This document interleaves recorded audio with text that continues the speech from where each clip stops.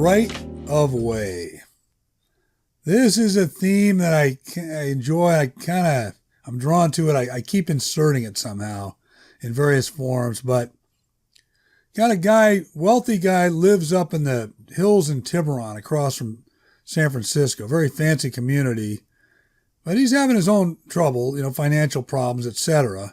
Because a lot of those people, they're living in that wealthy community like that, they overextend themselves. They've got everything, they get the money flying around all over the place with the private schools and the summer houses and maybe the ski vacations to Switzerland and club memberships and all this stuff. But in any case, this guy, all he wants to do is build a miniature tennis court, which is like a paddle tennis court on his property. And there's a lot of room between the houses, and there's plenty of room on the property. So it's not, in his view, it's not going to affect anybody. And he wants to do it himself. He really doesn't like his high-end financial job, even though he puts away, plenty of money every month, but he just doesn't like it. He'd rather be using his hands, doing something. And this is a nice sort of outlet. He's going to design this, grade the surface and figure out how to pour the concrete and the asphalt and build the fencing and make the benches by hand. And it's a sort of a labor of love that he's really looking forward to. And to get it approved, you need every neighbor within a quarter-mile radius to just approve it, to sign off on it. And they all do except for this one guy named Frank. And so he tries to wine and dine Frank and his wife and tries to show some videos and explains to him it's not going to be a big deal. And he really can't understand the problem because Frank lives up the hill and around the corner and would never have any contact with the court. He wouldn't hear it. He wouldn't see it, nothing. But Frank is difficult. He's not sure about it. He's wondering about the noise, etc. So the guy makes him, his whole card. He says, well, you and your wife and your family, your kids, when they're around, your grown kids, whatever, everybody, I'll give you a key to the court. You have access 24 hours a day. There's lights. You can use it for the rest of your life. Lifetime access to the court like it's yours. And it kills Reid to have to make that offer.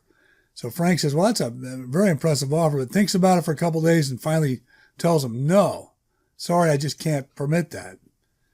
And so Reid then takes about 5 minutes after he gets that news, goes to his safety deposit box, which used to have $100,000 in there for kind of as a rainy day fund. Now it's down to about 40 because times have been tougher, but pulls out 10, goes over to the house. The guy's not there. He's out jogging, but leaves it in a briefcase with his wife, $10,000. And the guy does then sign off on the court. And it's fine for a few months. And then over the summer, the guy starts causing trouble again. So Reid just can't take it. He doesn't know what his plan B is going to be. And there's a building inspector that gets involved and so forth. And meanwhile, his wife all along thinks it's a ridiculous idea. Should have just built a bocce ball court. It's more fun anyway. And so Frank doesn't like her. And Reid doesn't like her. So it goes on. But basically, he ends up with that dilemma when the $10,000 didn't work now. And Frank is popping up again on the radar. Right of way. Right of way. Reid's problem neighbor was an asshole named Frank. What started it was Reid wanted to build a simple paddle tennis court on his property, but the setback distance wasn't quite enough, so a variance was required, which was routine as long as no neighbors within a quarter-mile radius objected. This was in the Tiburon Hills above San Francisco Bay. Plenty of space between houses. Everyone was fine with it, except Frank. Reid tried reasoning with the guy over the phone, but that didn't work. Frank was apparently one of those people who enjoyed telling you no. So on a Sunday afternoon, Reid had them over, Frank and his wife Bridget, and he and Elena fed them tri-tip and fresh Dungeness crab and cocktails, and Reid showed them where the court would be, throwing on a little video demonstration of paddle tennis to hopefully convince them it was harmless. Frank said fine, but what about pickleball? They were sitting by the pool with a couple of brandies. Elena and Bridget were inside, and through the glass, you could see them looking at the artwork on the walls, which Elena liked to do with guests. Well, what about it, Reid said. That's a dumb game. Frank wasn't stupid, unfortunately, and knew his racket sports. What I'm seeing through the smokescreen, he said, is you're sticking in a pickleball court. You say 44 by 20 feet? Those are the same dimensions. Pickleball's too loud. No, Reid said, what we're playing is technically called spec tennis. Different paddles, ball, scoring, everything. You saw the YouTube. It's quiet. I can't approve a pickleball court in the neighborhood, Frank said. Frank had on a straw hat that pro golfers wear. It had a stitched white band with a custom logo. Reid wanted to grab the brim and angle Frank up out of the chair and toward the pool and then kick him in the ass into it. But instead he said, okay then, my hole card. I'd like to invite you and Bridget and your kids, whenever they're around, to use the court anytime, even at night, since we'll have lights. Well, my son's in Wyoming, the daughter's in Rhode Island, Frank said, but unlimited use? That's really something. It'd be my pleasure, Reid lied. So, are we good then? That alleviate your concerns? Let me sleep on it overnight, Frank said, and thanks for the food and drink. Everything was quality. When they were gone, Elena said, how did it go? You clinched it, the business with your court? Reid said, not necessarily, but he liked your cooking, and my choice in booze. What did that thing run us, would you say? Why, you didn't enjoy yourself, she said. I actually found Bridget quite charming. We're going to get together, the Zorn retrospective at the De Young, which neither of us has seen yet. He's Swedish, one of those under-the-radar masters. Well, whoopee, Reid said. How about this then, Elena said. You're a jerk. And just put in a bocce court, why don't you? No one will object to that, and it's more fun anyway. When their third and final child, Sammy, went off to college, Reid decided he really didn't like Elena. No reason to change that opinion now. He didn't hear from Frank the next day like he'd hoped, so he gave him until Tuesday afternoon and called him. Sorry there, pal, Frank said. It's not going to fly. Oh boy, Reid said. Bad news to say the least. Is there anything else at all I can do? You tell me, Frank said. Reid had a safe deposit box at the Bank of Marin in town. He'd stuck $100,000 in there when he set it up as a rainy day fund. Things weren't going as well lately, and it was currently at 40. Reid let Frank's "you tell me" linger for about 5 minutes, and then went to the bank and then straight to the prick's house. Bridget opened the door. How nice to see you again, Reid, she said. Same here. I guess I missed Frank then. I thought he worked at home. He went for a run, Bridget said, but he'll be back within the hour. Won't you please come in? Reid hadn't focused much on Bridget until now. She was petite and kind of perky. He thought about a movie he saw once, or maybe it was a TV show or book, but the gist of it was the main guy gets back at the other guy by making it with his wife. Reid said fine, but just for a second.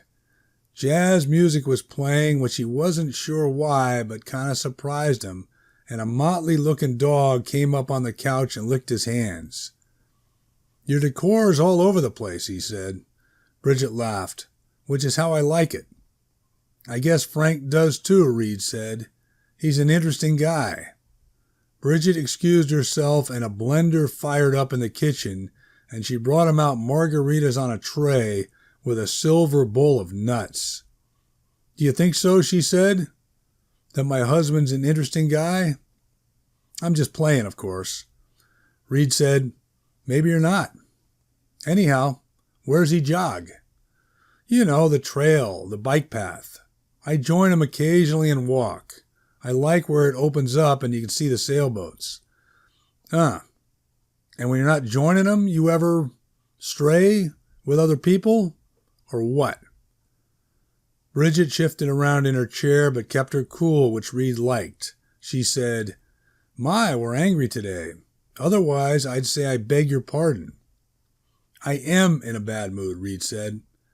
Separately, it's a fair enough question. My sense is, this pertains to your project, she said, does it not? Yeah. I'm planning to do almost all the work myself. It's what I'd rather be doing, period.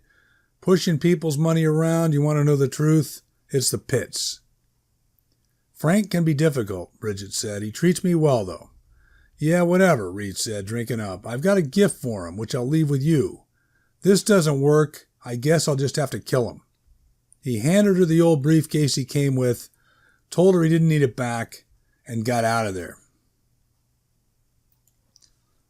Frank signed off on the project and Reid built the court. There was a party that spring to celebrate the opening of the thing, along with a little neighborhood spec tennis tournament, and Frank and Bridget were invited but didn't come. Everything was fine until July, when Reid came home one day and Elena told him a building inspector had stopped by and he left a card. Reid called the guy the next morning. He actually knew the inspector as a parent when their kids had played travel soccer together, but that didn't matter. Frank had made a new complaint about the court that the angle of the lights extended too far off the property and that pickleball was indeed being played on it. This mope, Reid said, can't even see my house from his. He's up the hill where it turns. I hear you, the inspector, Conrad said, but when they file him, we have to address him. It's the nature of the beast. Okay, fine, Reid said. The lights are exactly how I submitted them. You can check the permit paperwork. On the other thing, we play spec, not pickleball, different animal. So that should wrap it up. No? What can I say? You may have to go with the dimmer bulbs, Conrad said. And I'll be honest, I passed by your house on a Sunday. Nothing to do with work, just coming back from dropping off the wife, and you could definitely hear the thumps. Reid wondered, would he have to make a return trip to the safety deposit box and fork over another 10 grand to this douchebag now as well? More like little pops, Reid said. Less noisy than even regular tennis, for sure. Could be, Conrad said, but right now you have a code violation. We require that you refrain from using your facility or turning on the lights until it is resolved. Reid said, Is that right? Come again? I said, you sorry piece of shit, Reid said, and Conrad hung up. It's more difficult than one would think, Bridget said. I keep squibbing it off the end of the paddle. You're doing good, Reid said. Just remember, the sweet spot is closer to your body than you're probably used to. They were on the court, middle of the day, and Reid was giving her a lesson. It was hot out, and he had his shirt off. Elena was in New Orleans with a girlfriend, and Frank was playing golf with a client. They took a water break. Reid had built the courtside bench out of old reclaimed cypress, and Brigitte ran her hand over it. Beautiful work, she said. It must weigh a ton. Well, I like to over rather than underbuild stuff, he said. But here's the deal. How do I get him to mind his own business? You're asking me? Bridget said. What? Is that what this lesson's all about? The notion that I can soften him up?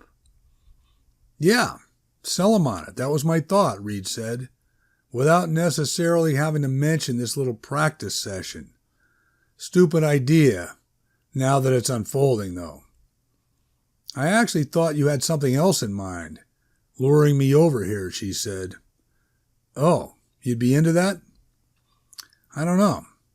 Just curious. You can take time off whenever you want? I thought you had an office in the city. I called in sick today, he said. Bridget said, wow, this court then, it means a lot, clearly. So much stress, though. Can't you just cool the jets for a while and play over at the high school or something? Reid said, now that's an idea. Too bad you don't have the backbone to tell your husband to shove those same jets up his entitled gold-plated rear end. Here's your paddle back, Bridget said. It's been real. Reid lived his whole life in the Bay Area but had never been to downtown Brisbane, which is where Denny said to meet him, at Strang's Bar. He and Denny knew each other since junior high school. Denny became a San Francisco fireman, didn't last long before going out on one of those bullshit disabilities that they pull, and eventually hung up a shingle as a PI. Business was supposedly good. I don't just want to kill the guy, Reid was saying, keeping it down. I want to do it right, where he knows what's happening. Not like in the movies where someone shoots a guy in the back of the head with no build-up. All right, take it easy, Denny said. This is your emotions talking, which I get. But some stupid tennis court? It ain't even close to being worth it. Either I have to move to Florida, Reid said, start fresh, or this guy can't be walking around anymore. How it is right now, I can't get past it. Why Florida? I don't know. I like it there. The idea.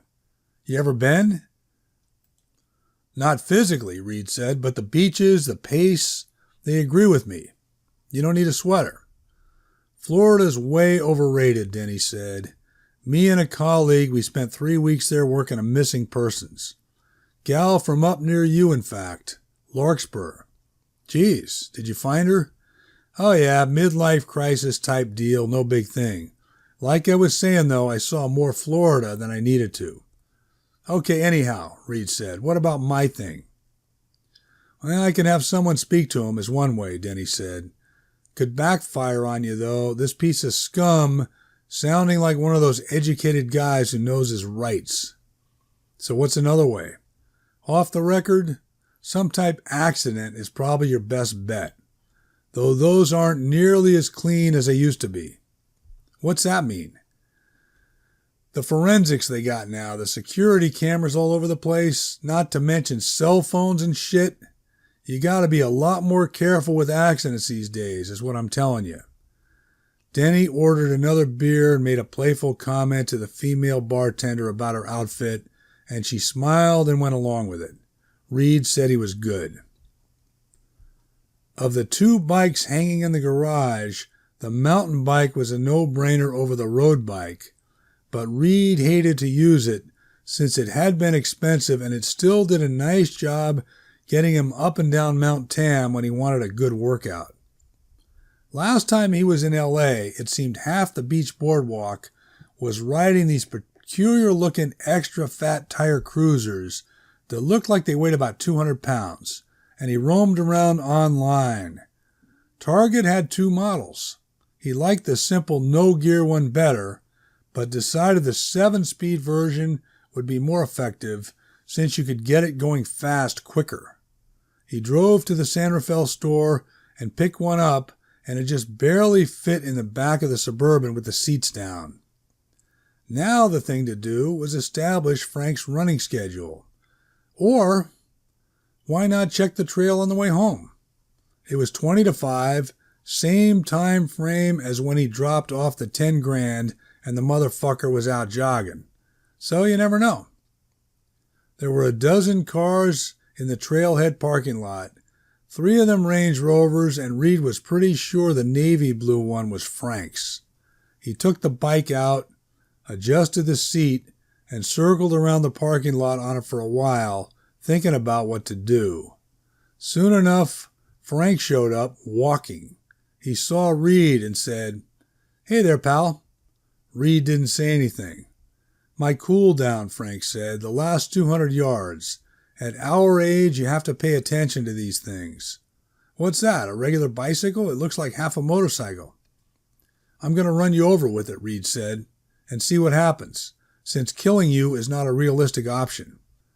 That's funny, Frank said. Hey, listen, on your thing, I'm going to let it go. You are?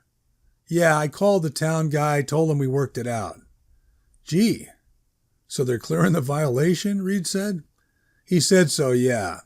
What opened my eyes was my wife, you hitting some balls with her. She said it was fun. How'd that happen, anyhow? Why don't you ask her, Reid said. She can be a piece of work, Frank said, if you know what I mean. Yeah, well, so can Elena. I can see that, Frank said. Listen, I'll catch you later. Reid thought it would be prudent to get himself a good quality helmet for a little added insurance in case he ended up running over Frank anyway.